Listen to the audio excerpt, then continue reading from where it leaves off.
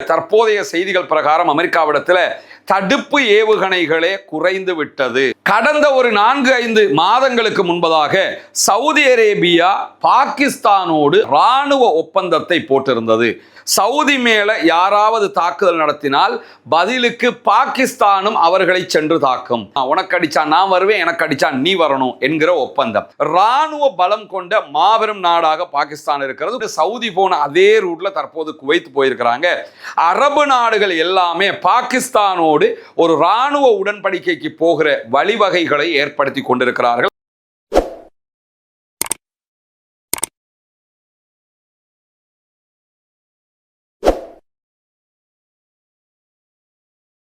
மத்திய கிழக்கு ஒரு காலத்தில் ஒரு மாபெரும் பறந்துபட்ட பாலைவன சாம்ராஜ்யமாக இருந்தது. ஆனால் பின்னாட்களில் பெட்ரோலிய வளம் கண்டுபிடிக்கப்பட்டு ஒவ்வொரு நாடுகளும் செல்வம் கொழிக்கக்கூடிய மாபெரும் வளர்ந்த சாம்ராஜ்யங்களாக மாறிவிட்டார்கள். இந்த நாட்டுக்கெல்லாம் போவாங்களா என்று யோசித்த காலம் போக அந்த நாட்டில் தான் நான் வாழ்கிறேன், சம்பாதிக்கிறேன் என்று சொல்லுகிற அளவுக்கு, அந்த நாட்டை நோக்கிய மக்கள் படையெடுக்கிற அளவுக்கு அந்த நாடுகளுடைய வளர்ச்சி விகிதம் வளர்ந்து கொண்டே வந்தது.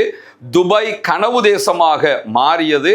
அமெரிக்கா போகிறது எப்படி கனவாக இருக்கிறதோ அது மாதிரி துபாய் போகிறது, அங்கே செட்டில்ட் ஆகிறது ஒரு கனவாக மாறும் அளவுக்கு அந்த நாடுகள் எல்லாமே வளர்ச்சி அடைந்தது.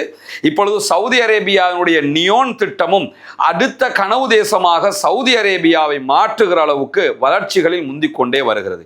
இப்படியான ஒரு சூழல்ல தான் 2 ஆண்டுகளுக்கு முன்பதாக காசா மீதான இஸ்ரேலிய தாக்குதல்கள் ஆரம்பித்தது. அதற்கு பிறகு லெபனான் மீதான இஸ்ரேலிய ஆக்கிரமிப்பு தாக்குதல்கள் ஆரம்பித்தது. அதனை தொடர்ந்து மற்ற நாடுகள் முழுவதும் தாக்குதல்கள் ஆரம்பிக்கப்பட்டு கடைசியில ஆட்டக்கடிச்சு மாட்டக்கடிச்சு மனுஷனை கடிச்ச கதையாக ஈரான் மீதான அமெரிக்க இஸ்ரேலிய தாக்குதல்கள் தொடங்கியது. இந்த தாக்குதலுடைய விளைவு அரபு நாடுகள் இவ்வளவு காலமாக எந்த அமெரிக்காவை நம்பிக்கொண்டிருந்ததோ அந்த அமெரிக்காவால் அரபு நாடுகளை காப்பாற்ற முடியவில்லை. காரணம் என்னன்னா, அரபு நாடுகள் அத்தனையும் பழங்கால மன்னர்களைப் போலவே நவீன கால மன்னர்களும் அமெரிக்காவுக்கு கப்பம் கட்டி கொண்டு எங்களுக்கு ஏதாவது ஆபத்து வந்தால், எங்களுக்கு ஏதாவது சிக்கல் வந்தால் நீங்க தான் காப்பாற்றணும் அப்படிங்கிற விதமாக அமெரிக்காவினுடைய இராணுவ தளங்களை அமைத்து வைத்திருந்தார்கள்.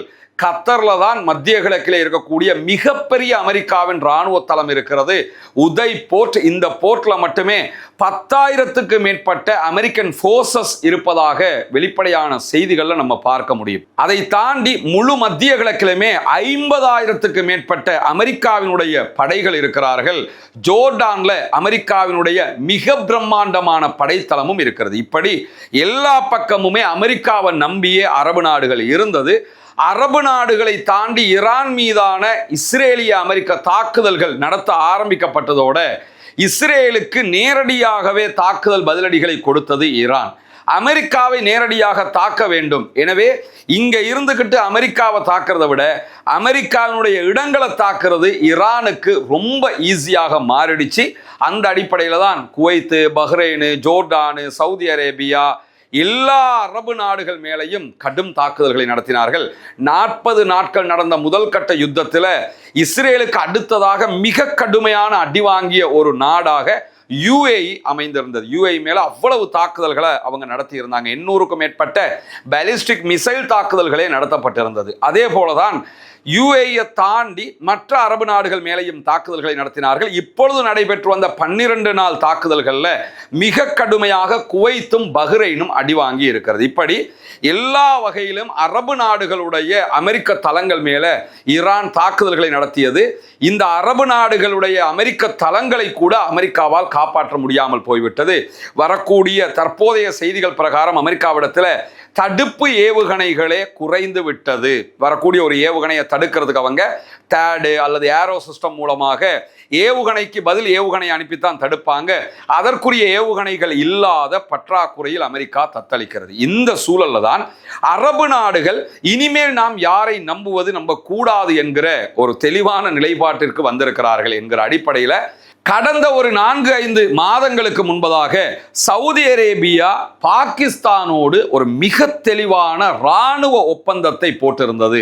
அந்த ஒப்பந்தத்தினுடைய சாராம்சமே என்னன்னு கேட்டா, சவுதி மேல யாராவது தாக்குதல் நடத்தினால் பதிலுக்கு பாகிஸ்தானும் அவர்களை சென்று தாக்கும். பாகிஸ்தான் மேல யாராவது தாக்குதல் நடத்தினால் பதிலுக்கு சவுதி அரேபியாவும் பாகிஸ்தானோடு சேர்ந்து அவர்களை தாக்கும். எனவே நம்ம ரெண்டு பேரும் ரெண்டு நாடாக இருந்தாலும் பாதுகாப்பு என்கிற வகையில ரெண்டு பேருமே ஒண்ணுதான். உனக்கு அடிச்சா நான் வருவேன், எனக்கு அடிச்சா நீ வரணும் என்கிற ஒப்பந்தம். அதற்கு காரணம் பாகிஸ்தானிடத்துல பொருளாதாரம் கம்மியாக இருந்தாலும் இராணுவ பலம் கொண்ட மாபெரும் நாடாக பாகிஸ்தான் இருக்கிறது. குறிப்பாக இஸ்லாமிய நாடுகள்ல அணு ஆயுதத்தை வைத்துக் கொண்டிருக்கக்கூடிய ஒரே நாடாக பாகிஸ்தான் தான் இருக்கிறது. பக்கத்துல இந்தியா அணு ஆயுதத்தை வச்சுக்கிட்டு இருக்கிறாங்க. ஆனா உலக அளவுல அரபு நாடுகளோ அல்லது இஸ்லாமிய நாடுகள்லையோ அணு ஆயுதம் வைத்துக் கொண்டிருக்கக்கூடிய நாடு பாகிஸ்தான் மட்டும்தான். இந்த நிலையில தான் 2015ஆம் ஆண்டு நியூயார்க் டைம்ஸுக்கு ஒரு பேட்டி அளிக்கும் போது சவுதி அரேபியாவுடைய பிரின்ஸ் முகமது பின் சல்மான் என்ன சொன்னாருன்னா, எங்களுக்கு அணு ஆயுதம் தேவைப்பட்டால் நாங்கள் எங்களுடைய சகோதரர்களான பாகிஸ்தானியர்களிடமிருந்து பணம் கொடுத்தே வாங்கிக் கொள்வோம். அணு ஆயுதம் வேணும்னா நாங்கள் அப்படியே எடுத்துக்கிறோம்னாரு. இப்போ அதை தாண்டி அவங்க அணு உற்பத்தி நிலையங்களை எல்லாம் உருவாக்குகிற அக்ரிமெண்ட் எல்லாம் போய்கொண்டிருக்கிறதுங்கிற செய்திகள் நமக்கு தெரியும். இந்த சூழல்ல தான் பாகிஸ்தானும் சவுதி அரேபியாவும் ரொம்ப நெருக்கமாக போயிட்டாங்க. ஆனாலும் ஈரான் கடந்த யுத்தத்தின் போதும் பிறகு நடக்கிற சண்டைகளின் போதும் அமெரிக்காவினுடைய சவுதி அரேபிய தளங்கள் மீது தாக்குதல்களை நடத்தினாலும் பாகிஸ்தான் ஈரானுக்கு எதிராக எந்த தாக்குதல்களையும் நடத்துவதற்கு இந்த ஒப்பந்த பிரகாரம் நகர முடியவில்லை. காரணம் என்னன்னா, பாகிஸ்தானும் சவுதி அரேபியாவும் ஒப்பந்தமிட்ட வகையில் எவ்வளவு நெருக்கமாக இருக்கிறாங்களோ அதை விட நெருக்கமாக பாகிஸ்தானும் ஈரானும் இருக்கிறார்கள். எனவேதான் அந்த மாதிரியான ஒரு இடத்துக்கு இந்த யுத்தத்தில் பாகிஸ்தானுக்கு போக முடியலை. அதை தாண்டி இதே மாதிரியான ஒரு நடைமுறையை கையிலே எடுத்திருக்கிறது குவைத்தினுடைய அரசாங்கம். 2 நாட்களுக்கு முன்பதாக குவைத்துக்கும் பாகிஸ்தானுக்கும் இடையிலே ஒரு பாதுகாப்பு ஒப்பந்தம் கையெழுத்திடப்பட்டிருக்கிறது. இராணுவ தொழில்நுட்பங்கள், இராணுவ தளவாடங்களை மாற்றிக்கொள்வது, இராணுவ உளவு தகவல்களை மாற்றிக்கொள்வது, இராணுவ பயிற்சிகளை மேற்கொள்வது என்று பல விவகாரங்கள் அந்த ஒப்பந்தத்திலே அடங்கி இருக்கிறது. சவுதிக்கு அடுத்ததாக தற்போது குவைத்தும் பாகிஸ்தானை நம்பி பாகிஸ்தானோடு ஒரு ஒப்பந்தத்திலே கையெழுத்திட்டு இருக்கிறார்கள். ஏன்னா ஏற்கனவே விளாடிமிர் ஜெலன்ஸ்கி வந்திருந்தார் உக்ரைன்ல இருந்து. உக்ரைனுடைய அதிபர் எங்களோட ஒரு ஒப்பந்தத்துக்கு வாங்க, நாங்க உங்களை காப்பாற்றுவோம் சொன்னாங்க. அவங்களோட இவங்க ஒப்பந்தத்துக்கு போனாலும் பாகிஸ்தானோடு போன மாதிரியான ஒரு நெருங்கிய பலமான ஒப்பந்தத்துக்கு எந்த அரபு நாடுகளும் போகலை. காரணம் என்னன்னா, நம்ம அமெரிக்காவோடு ஒட்டி இருக்கிற நாடுகளை நம்பி ரொம்ப கழிதுட்டோம். இனிமே அப்படி நம்ப தேவையில்லை.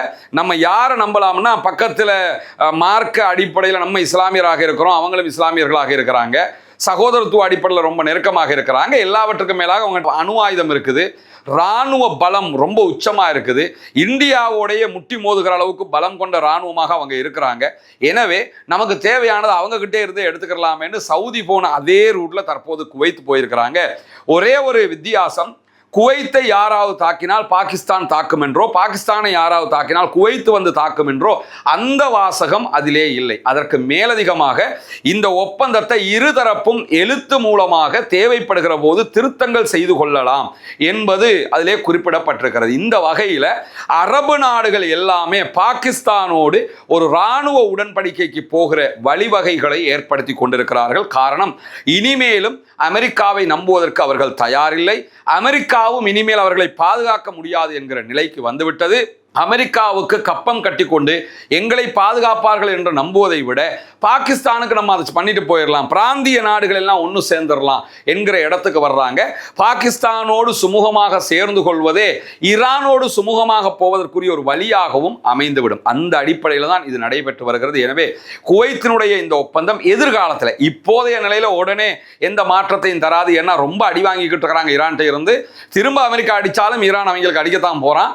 அந்த மாதிரி ஒரு சூழல் இருக்கும்போது இப்ப எந்த மாற்றத்தை தராவிட்டாலும் எதிர்காலத்தில் நிச்சயமாக அவர்களுக்கு இது பலனளிக்கும் என்கிற வகையில் ஒரு அழகான ஒப்பந்தத்தை மேற்கொண்டிருக்கிறார்கள்.